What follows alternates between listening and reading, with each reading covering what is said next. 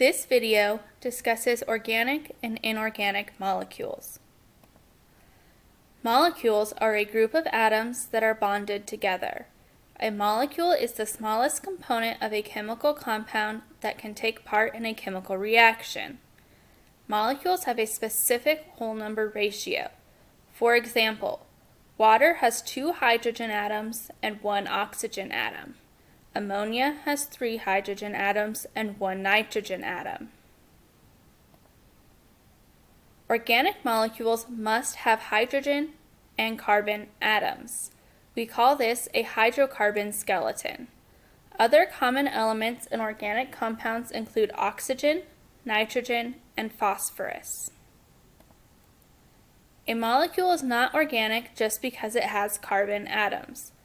Examples of inorganic compounds with carbon are diamond, graphite, carbon dioxide, and carbonates. Molecules composing organic compounds are covalently bonded together. This means they share electrons.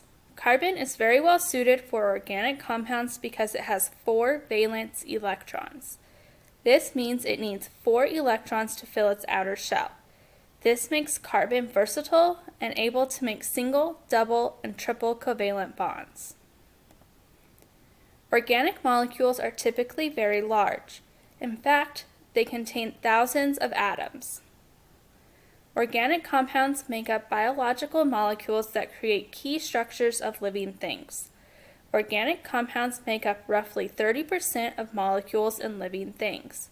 Approximately 70% of living organisms is composed of water.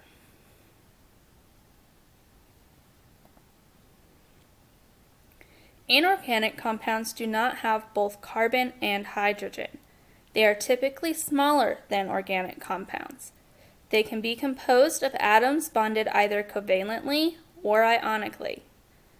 Examples of inorganic compounds include water, oxygen gas, ammonia, table salt, and hydrochloric acid.